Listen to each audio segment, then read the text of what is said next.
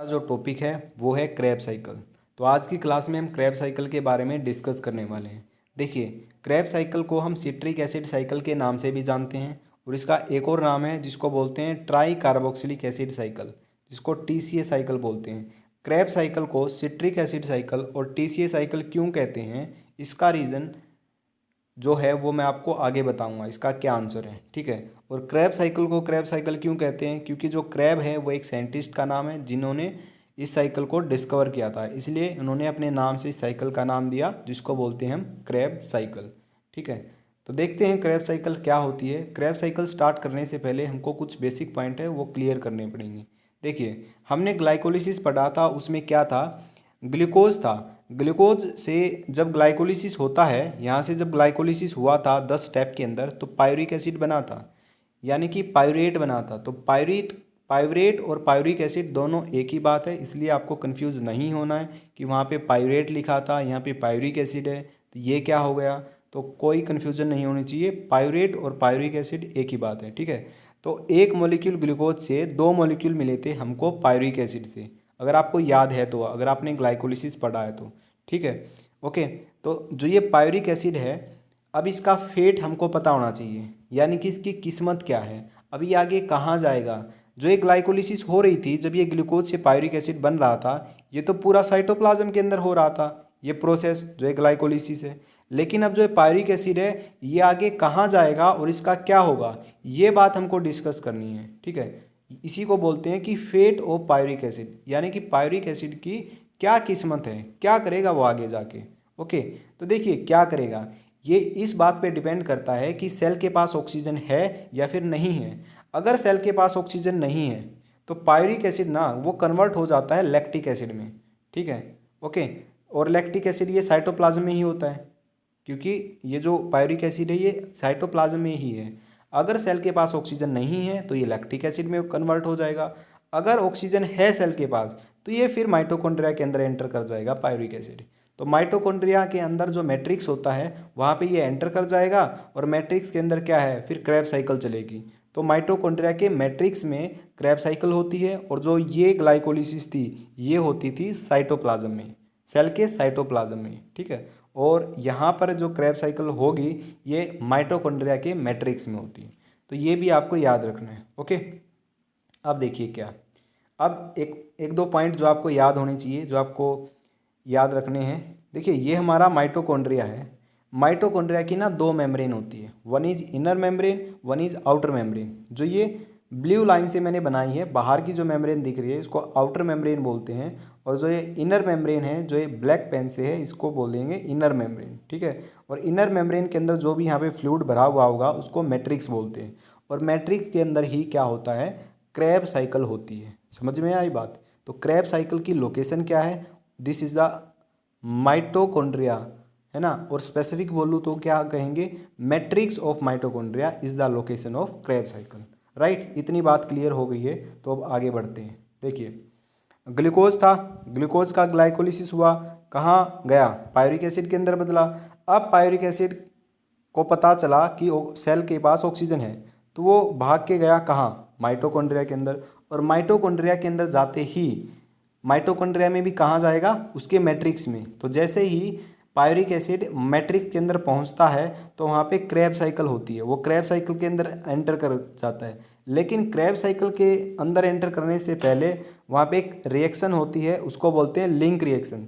Link reaction वो reaction होती है जो कि ग्लाइकोलिसिस को और क्रैब साइकिल को आपस में जोड़ती है, उसको हम लिंक रिएक्शन बोलते हैं। तो सबसे पहले हमको लिंक रिएक्शन के बारे में पढ़ना है, फिर हमको देखना है कि क्रैब साइकिल के अंदर क्या होता है, ठीक है। तो देखिए लिंक रिएक्शन देखते हैं क्या होता है।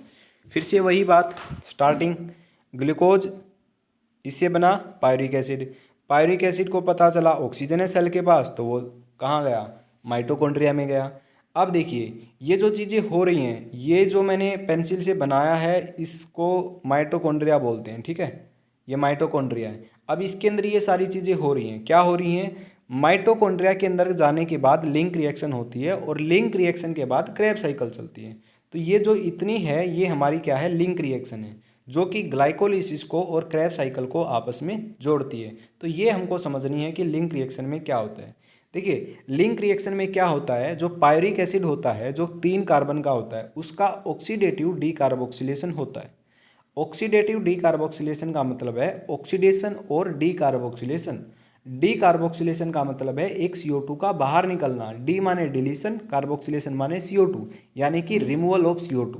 ठीक है, तो जब भी पायरिक एसिड का ऑक्सीडेटिव डीकार्बोक्सिलेशन होता है तो एक CO2 बाहर निकल जाती है और NAD प्लस से NADH बन जाता है और एसिटाइल कोएंजाइम A बन जाता है।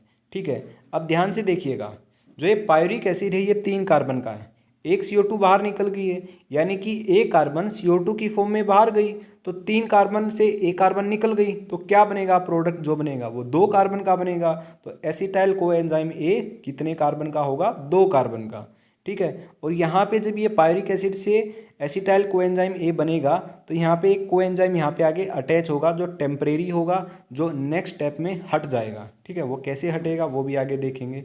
तो यहाँ पे क्या होता है, पायरिक एसिड का ऑक्सीडेटिव डीकार्बोक्सिलेशन होता है, उससे होने के बाद एसिटाइल कोएंजाइम ए में बदलता है पायरिक एसिड और यहाँ पे CO2 बाहर निकलती है, कोएंजाइम ए ऐड होता है और NAD प्लस से NADH बनता है। ठीक है, तो ये है हमारी लिंक रिएक्शन। ओके, अब यहाँ पे एक बात आती है, यहाँ पे मैं आपको 2 पॉइंट बोलूँगा जो आपको याद रखनी है। सबसे पहला पॉइंट तो मैंने ऑलरेडी बता चुका हूँ कि जहाँ भी ATP का इन्वॉल्वमेंट होता है या तो ATP बनती है या ATP टूटती है, वहाँ पे एंजाइम आएगा काइनेज, जो कि ग्लाइकोलिसिस में हमने अच्छे तरीके से देख लिया था। दूसरा पॉइंट आपको ये याद रखना है, जहाँ भी NAD प्लस से NADH बनेगा या फिर FAD प्लस से FADH बनेगा, वहाँ पे एंजाइम आएगा, उसका नाम होगा डीहाइड्रोजिनेज।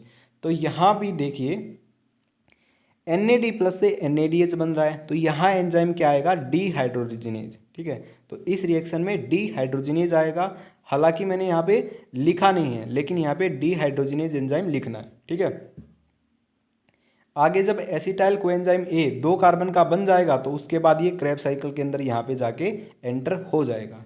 ठीक है, तो एसिटाइल कोएंजाइम A 2 कार्बन का है, फिर ये क्रेब्स साइकिल चलेगी। देखिए सारा जो खेल है वो CO2 का है, हमको CO2 काउंट करने हैं कि कहाँ कहाँ CO2 निकला है। तो सबसे पहला पॉइंट ये याद रख लेना, एक CO2 यहाँ निकल चुका है।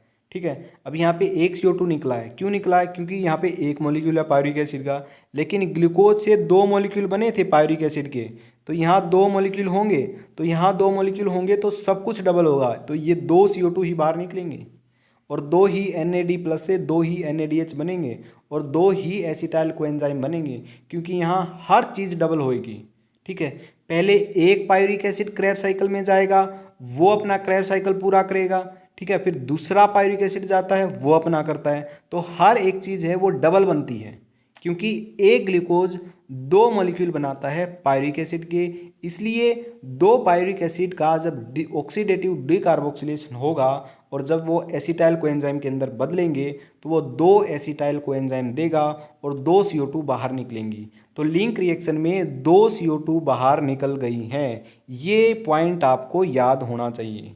ठीक है, क्रेब साइकिल में क्या होगा, क्रेब साइकिल में भी 2 CO2 बाहर निकलेंगी, लेकिन ये 2 एसिटाइल कोएंजाइम है तो यहाँ भी सारी चीज़ें डबल होंगी। ठीक है, इसलिए यहाँ पे 2 की जगह 4 CO2 होंगी, तो 2 CO2, देखिए 2 CO2 तो ये होंगी और 2 CO2 ये, तो टोटल कितनी है, 4 CO2 बाहर निकलेंगी। ठीक है, ओके, देखिए जो ये चीज़ आपको दिख रही है ना, ये जो पायरिक एसिड से ये सारी चीज़ दिख रही हैं, इससे ये बना और ये फिर क्रेब साइकिल में एंटर हुआ। जब एक पायरिक एसिड यहाँ क्रेब साइकिल में एंटर होता है तो 2 CO2 निकलती है, तो ये पूरा का पूरा जो रिएक्शन ये हो रही है ये एक मॉलिक्यूल के लिए है। जब दूसरा पायरिक एसिड आएगा वो भी इसी रिएक्शन से गुजरेगा तो वो भी ये सारी चीज़ें बनाएगा, तो एक पायरिक एसिड से एक CO2 ये बनी और 2 CO2 यहाँ बन रही हैं, टोटल बन रही है 3 CO2। किससे, एक पायरिक एसिड से, लेकिन 2 पायरिक एसिड बने थे एक ग्लूकोज से, तो इसका हम डबल कर देंगे यानी कि मल्टीप्लाई 3, तो टोटल कितनी CO2 हो गई, 6 CO2। ठीक है, 6 CO2 बन रही हैं यहाँ से, तो ये पॉइंट आपको याद रखना, ये आपको आगे मैं क्लियर करता हूँ। ठीक है, देखिए यहाँ पे कुछ 2 पॉइंट देख लेते हैं, साइट देख लें। सबसे पहले हमने यहाँ पे पूछेगा लोकेशन बताइए क्रेब साइकिल की कहाँ है, तो आप बोलोगे मैट्रिक्स ऑफ माइटोकॉन्ड्रिया। लेकिन अगर आपने आपके क्वेश्चन पेपर के अंदर ये पूछ लिया कि प्रोकैरियोटिक सेल के अंदर बताइए कहाँ होता है क्रेब साइकिल और यूकैरियोटिक के अंदर बताइए, तब आपको स्पेसिफिक बताना पड़ेगा कि प्रोकैरियोटिक सेल के अंदर तो साइटोप्लाज्म जो होता है वहाँ पे क्रेब साइकिल होता है, अगर यूकैरियोटिक सेल है तो उसके मैट्रिक्स ऑफ माइटोकॉन्ड्रिया में क्या होगा, क्रेब साइकिल होगा। ठीक है, तो ये पहला पॉइंट है। दूसरा point, all enzymes for Krebs cycle are located in matrix of mitochondria except one. जितने भी एंजाइम क्रेब साइकिल के अंदर आएंगे ना, सारे के सारे एंजाइम ना मैट्रिक्स के अंदर प्रेजेंट होते हैं, केवल एक एंजाइम को छोड़कर, उस एंजाइम का नाम है सक्सनिक डीहाइड्रोजिनेज। जो ये सक्सनिक डीहाइड्रोजिनेज एंजाइम है ये मैट्रिक्स में प्रेजेंट नहीं होता है, ये जो माइटोकॉन्ड्रिया की इनर मेम्ब्रेन है उसके साथ बाउंड होता है। ठीक है, तो सारे के सारे एंजाइम प्रेजेंट होते हैं मैट्रिक्स ऑफ माइटोकॉन्ड्रिया में, केवल एक एंजाइम को छोड़ दो, उस एंजाइम का नाम है सक्सनिक डीहाइड्रोजिनेज। अगर ये मैट्रिक्स में नहीं प्रेजेंट होता है तो कहाँ प्रेजेंट होता है, तो ये प्रेजेंट होता है इनर मेम्ब्रेन के साथ। ठीक है, तो ये चीज़ आपको क्लियर होनी चाहिए। नेक्स्ट है हमारा क्रेब साइकिल। ठीक है, तो लिंक रिएक्शन हमने देख ली, अब बात करेंगे क्रेब साइकिल की। देखिए, जो ये एसिटाइल कोएंजाइम ए जो ये 2 कार्बन का था, ये आया था लिंक रिएक्शन से, अब ये एंटर करेगा क्रेब साइकिल में। ओके, देखिए सबसे पहला जो कंपाउंड है जो है ऑक्जेलो एसिटिक एसिड, जो कि 4 कार्बन का है, उससे बनेगा एक सिट्रिक एसिड। ठीक है, तो ऑक्जेलो एसिटिक एसिड से सिट्रिक एसिड बनेगा, है ना। यहाँ पे एंजाइम जो है वो जो काम करेगा उसका नाम है सिट्रिक एसिड सिंथेटेज। एंजाइम से पता लग रहा है कि सिट्रिक एसिड का फॉर्मेशन होगा, तो ऑक्जेलो एसिटिक एसिड से सिट्रिक एसिड बनता है। ठीक है, एंजाइम ये काम करता है, और यहाँ पे जो कोएंजाइम ए यहाँ पे टेम्परेली जुड़ा था वो इस स्टेप में बाहर निकल जाएगा और एक वाटर मॉलिक्यूल यहाँ पे ऐड हो जाएगा। ठीक है, तो ऑक्जेलो एसिटिक एसिड सिट्रिक एसिड में बदलता है जब सिट्रिक एसिड सिंथेटेज काम करता है और एक वाटर मॉलिक्यूल यहाँ पे ऐड होता है। ठीक है, तो ये हमारा बन गया सिट्रिक एसिड। ओके, अब देखिए ऑक्जेलो एसिटिक एसिड 4 कार्बन का, एसिटाइल कोएंजाइम ए 2 कार्बन का, जब ये यहाँ एंटर होता है और इससे ये बनता है तो 2 का ये है 4 का ये है, तो सिट्रिक एसिड जो प्रोडक्ट बनेगा वो टोटल 6 कार्बन का बनेगा। ठीक है, अगर एक CO2 निकलती है तो एक कार्बन घट जाता है, अगर ये 4 और 2 ये जब मिलते हैं तो ये 6 कार्बन बन जाएंगे। ठीक है, तो कार्बन का जो पूरा खेल है ये भी आपको समझना है कि कहाँ पे कम हो रहा है कहाँ पे बढ़ रहा है। ठीक है, तो कन्फ्यूजन नहीं होनी चाहिए, बिल्कुल सिंपल है। ओके, तो सिट्रिक एसिड बन गया। अब जो ये सिट्रिक एसिड है ना, ये क्रेब साइकिल के अंदर पहला कंपाउंड है जो बना है, तो citric acid is the first compound, है ना, formed in the Krebs cycle. इसलिए क्रेब साइकिल का दूसरा नाम सिट्रिक एसिड साइकिल भी है, क्योंकि क्रेब साइकिल का जो पहला कंपाउंड जो बनता है वो सिट्रिक एसिड है, इसलिए क्रेब साइकिल को हम सिट्रिक एसिड साइकिल भी कहते हैं, जो मैंने आपको स्टार्टिंग में बताया था कि उसका रीज़न मैं आपको उसका आंसर आपको आगे दूंगा। तो ये आंसर है उसका, पहला जो कंपाउंड है वो सिट्रिक एसिड बनता है क्रेब साइकिल में, इसलिए क्रेब साइकिल को सिट्रिक एसिड साइकिल के नाम से भी जानते हैं। अब दूसरा पॉइंट, क्रेब साइकिल को हम TCA साइकिल के नाम से भी जानते हैं। टी का मतलब क्या है, ट्राई कार्बोक्सिलिक एसिड साइकिल। अब इसका रीज़न क्या है, क्यों जानते हैं, क्योंकि देखिए जो सिट्रिक एसिड होता है ना उसके अंदर 3 COH प्रेजेंट होते हैं। अगर आप नेट पे सर्च करोगे कि what is the structure of citric acid, आप स्ट्रक्चर देखना नेट पे जाके सिट्रिक एसिड की क्या स्ट्रक्चर है, स्ट्रक्चर के अंदर आपको 3 COH मिलेंगे, इसलिए इसको बोलते हैं ट्राई कार्बोक्सिलिक एसिड। ठीक है, तो सिट्रिक एसिड के अंदर 3 COH होते हैं, इसलिए क्रेब साइकिल का एक और नाम है, दिस इज TCA, यानी कि try carboxylic acid cycle. I hope आपको ये पॉइंट जो स्टार्टिंग में मैंने बताए थे इसका ये नाम क्यों है ये क्लियर हो गए होंगे। ठीक है, तो इसलिए इसके 2 नाम हैं। ओके, आगे देखिए, सिट्रिक एसिड हमारा बन गया है जो कि 6 कार्बन का है। अब यहाँ पे एक एंजाइम काम करेगा जिसका नाम है एकोनिटेज। एकोनिटेज एंजाइम जब काम करता है सिट्रिक एसिड पे, तो सिट्रिक एसिड को ये एंजाइम बदल देता है सिस एकोनिटिक एसिड के अंदर, और यहाँ पे एक वाटर मॉलिक्यूल बाहर निकल जाता है जब ये यहाँ से यहाँ चेंज होता है। ठीक है, अब जो सिस एकोनिटिक एसिड है ना उस पर फिर से एक एंजाइम काम करेगा जिसका नाम है एकोनिटेज। अब यहाँ पे एक वाटर मॉलिक्यूल ऐड होता है और ये बन जाता है आइसोसिट्रिक एसिड में, जो कि इसका आइसोमर है। सिट्रिक एसिड का आइसोमर क्या है? Isocitric acid. तो सिट्रिक एसिड 2 स्टेप के बाद अपने आइसोमर के अंदर कन्वर्ट हो जाता है, जो कि 6 कार्बन का है। ठीक है, तो सिट्रिक एसिड भी 6 कार्बन का था, ये भी 6 ही कार्बन का है। ओके, क्योंकि कार्बन में यहाँ तक कोई चेंज नहीं आया।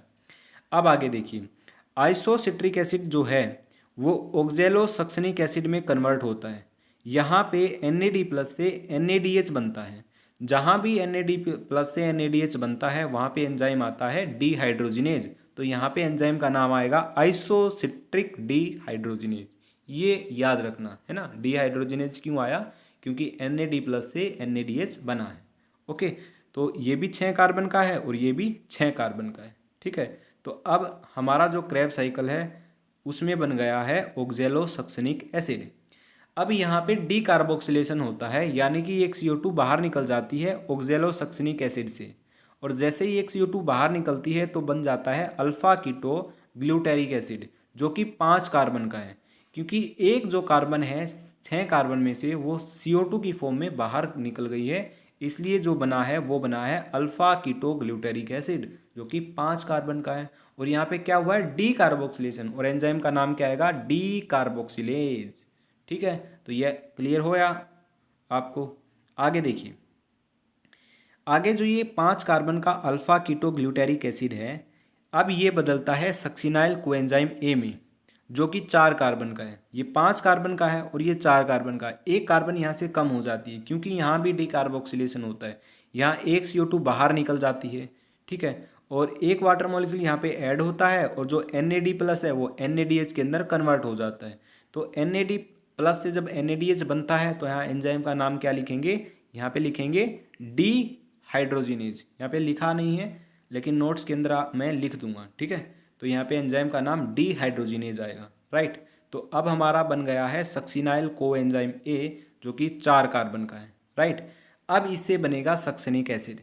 ओके, जब सक्सिनाइल कोएंजाइम ए से सक्सनिक एसिड बनता है तो ATP की फॉर्मेशन होती है। अब ATP कैसे बनता है वो भी देखिए जब सक्सिनाइल कोएंजाइम ए से सक्सनिक एसिड बनता है तो जो GTP है वो GDP के अंदर कन्वर्ट होता है।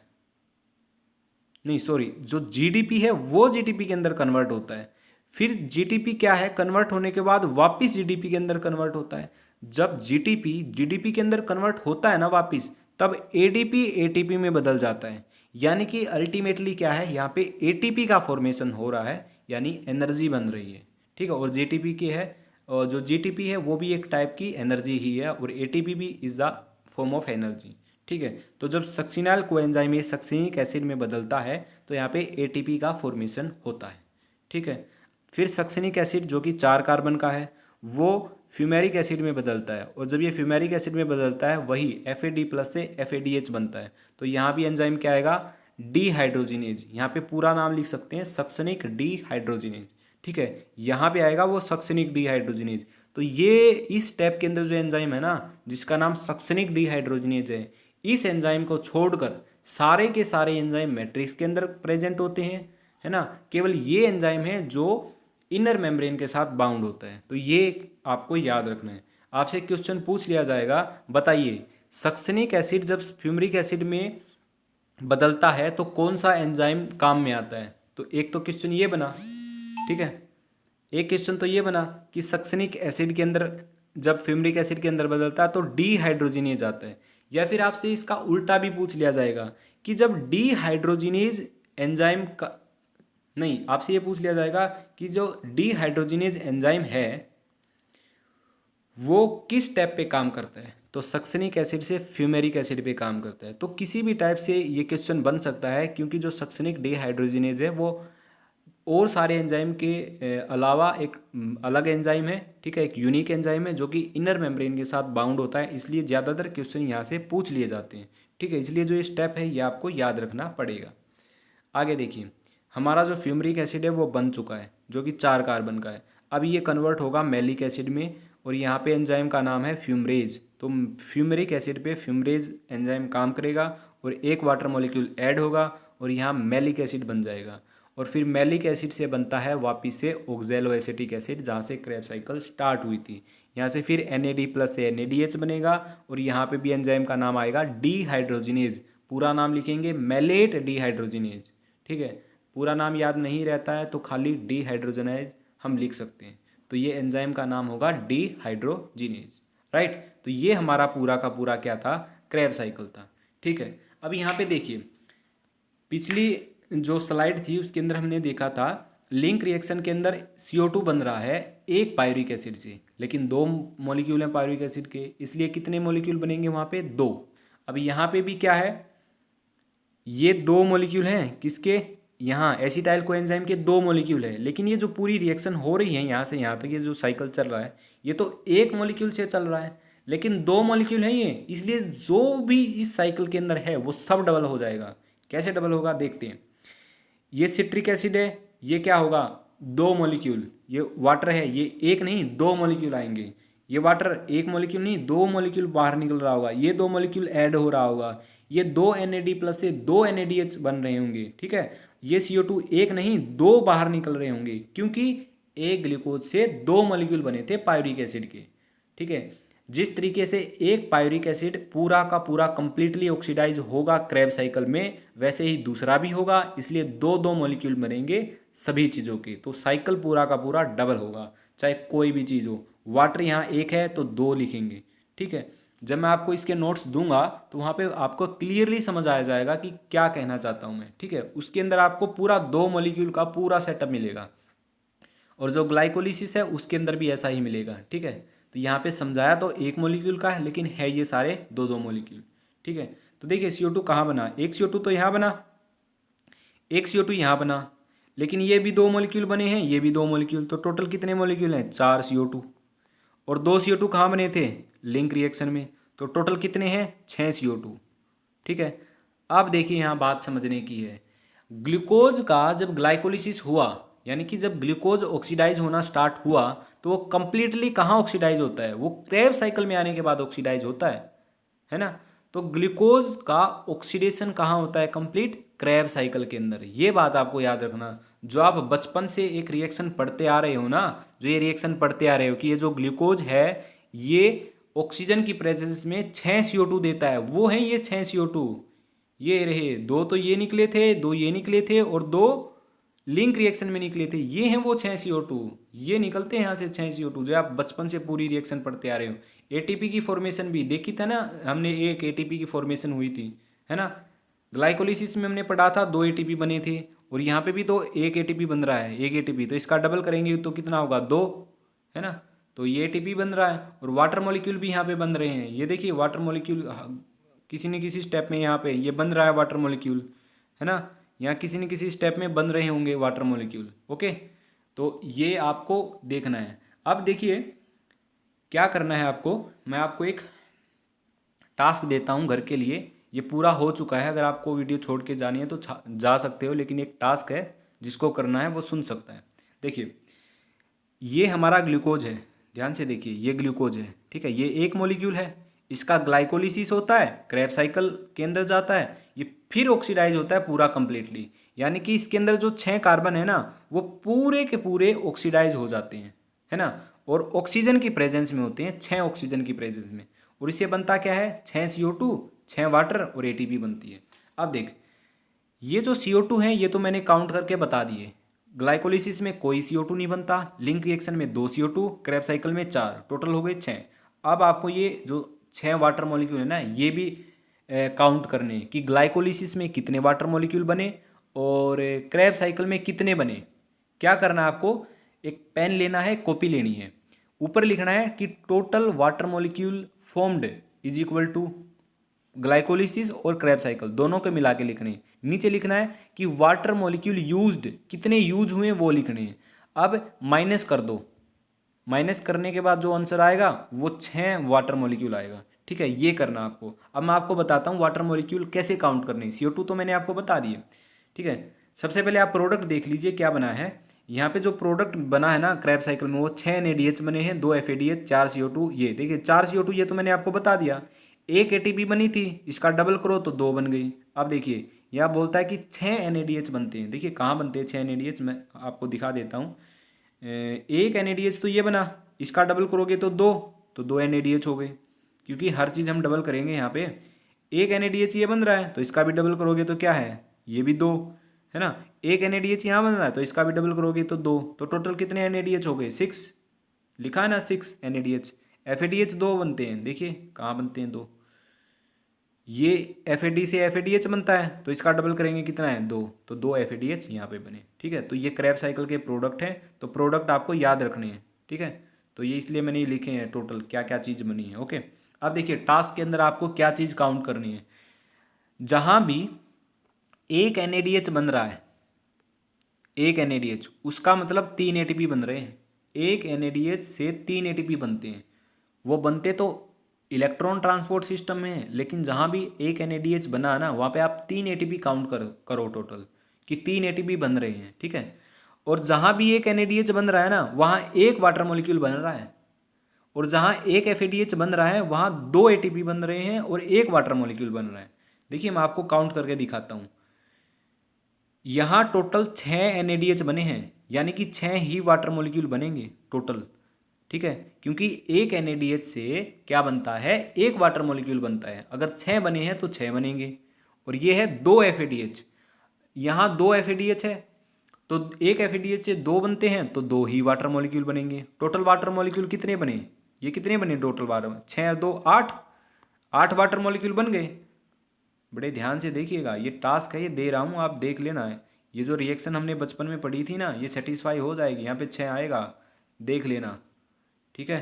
देखिए हमने काउंट कर लिया, अब देखिए यहाँ वाटर मॉलिक्यूल बन रहा है, 2 ये बन रहे हैं, ठीक है। तो 6 तो ये, 2 ये, टोटल कितने हैं 8, 2 अभी दिखाए, कितने हो गए 10, तो 10 वाटर मॉलिक्यूल तो बन गए, है ना। अब यूज कितने हुए हैं, एक वाटर मॉलिक्यूल ये यूज हुआ, इसका डबल कितना है 2, और एक ये यूज हुआ, इसका डबल कितना है 2, और यहाँ यूज हुआ, इसका डबल कितना है 2, और कहाँ एक यहाँ यूज हुआ, इसका डबल कितना है 2, तो टोटल कितने 8 वाटर मॉलिक्यूल यूज हुए, ठीक है। और बने कितने, यहाँ पर टोटल 10 तो वाटर मॉलिक्यूल बने हैं और टोटल 8 यूज हुए हैं, तो टोटल वाटर मॉलिक्यूल कितने बन गए, टोटल तो 2 ही बने, क्योंकि 8 यूज हुए हैं 8 बने हैं, तो 10 में से 8 के कितना 2, तो Krebs साइकिल में 2 वाटर मॉलिक्यूल बनते हैं, ठीक है। ऐसे काउंट करना है आपको घर जाकर। ये तो Krebs साइकिल था, वैसे ही लिंक रिएक्शन में देखना आपको, लिंक रिएक्शन में क्या है, लिंक रिएक्शन में एक NADH बन रहा है, यानी कि एक वाटर मॉलिक्यूल बन रहा है, इसका डबल करोगे क्योंकि ये 2 डबल करना है तो ये भी डबल करोगे, तो इससे 2 वाटर मॉलिक्यूल बनेंगे, ठीक है। तो 2 ये ऐड करना, फिर ग्लाइकोलिसिस देखना, ग्लाइकोलिसिस के अंदर भी आप काउंट करना है जैसे यहाँ पे काउंट किया है, ठीक है। ऐसे ही एक टास्क है आपके लिए, ये काउंट करना, ठीक है। और देखिए यहाँ पे क्या बता रहा था मैं आपको, देखिए जहाँ भी H3PO4 ऐड हो रहा है रिएक्शन के अंदर वहाँ समझ लेना 2 वाटर मॉलिक्यूल यूज हुए हैं। अगर ये बन रहा है तो 2 वाटर मॉलिक्यूल बन रहे हैं। तो जो ग्लाइकोलिसिस का 5th स्टेप है ना वहाँ पे ये यूज हो रहा है, नोट्स के अंदर डाउनलोड करना, ग्लाइकोलिसिस के अंदर जाके वहाँ पे देखना 5th स्टेप में H3PO4, हालांकि ये वीडियो के अंदर मैंने नहीं बताया है आपको ये स्टेप, लेकिन नोट्स के अंदर डाल दिया है ताकि आप कंफ्यूज ना हो, ठीक है। वो याद करना आपको, ओके। तो ये यूज हो रहा है, यूज हो रहा है यानी इसका मतलब क्या है, 2 वाटर मॉलिक्यूल ये यूज हो रहे हैं, तो ये भी आप ऐड करना वहाँ पे। जब आप ये लिखोगे कि टोटल वाटर मॉलिक्यूल यूज, तो वहाँ पे 2 ये भी ऐड करना, भूल मत जाना, ठीक है, ओके। ये आपको काउंट करना है। तो टोटल आपको ग्लाइकोलिसिस, लिंक रिएक्शन और Krebs साइकिल तीनों के मिला के सबसे पहले तो देखना है कितने वाटर मॉलिक्यूल यूज हुए, कितने बने, फिर इसको प्लस माइनस करके देखोगे तो टोटल आपका आंसर ये आएगा, ये 6 आएगा, ठीक है। अगर आपका आंसर ये आ रहा है तो कमेंट करिए, ठीक है, ओके। तो इस तरीके से है। और ये जो 6 CO2 ये यूज़ हो रहे हैं ना, देखिए आपको बताता हूँ मैं, जो ये आपको 6 CO2 ये यूज़ हो रहे हैं ये भी इस तरीके से काउंट करने हैं। एक NADH बनने के लिए हाफ ऑक्सीजन की ज़रूरत होती है और एक FADH बनने के लिए हाफ ऑक्सीजन की ज़रूरत होती है। अगर 10 NADH बनेंगे ना तो 5 ऑक्सीजन की ज़रूरत होगी हमें। तो ऑक्सीजन भी आप काउंट कर सकते हो कि कितने यूज हुए, तो ये भी आपको पता लग जाएगा, यहाँ भी 6 ही आएगा, ठीक है। और यहाँ ATP तो बन ही रहे हैं, तो ये टास्क आपके लिए कर लेना। आधा टास्क तो मैंने ही कंप्लीट कर दिया आपका, ठीक है। तो ये था आज का हमारा topic Krebs cycle. I hope आपको समझ में आया होगा। अगर समझ में आया है अगर अभी तक आप ये वीडियो देख रहे हो तो लाइक कर दीजिए और सब्सक्राइब तो कर ही दीजिए। ठीक है, तो आज की वीडियो में इतना ही, मिलते हैं नेक्स्ट वीडियो के अंदर।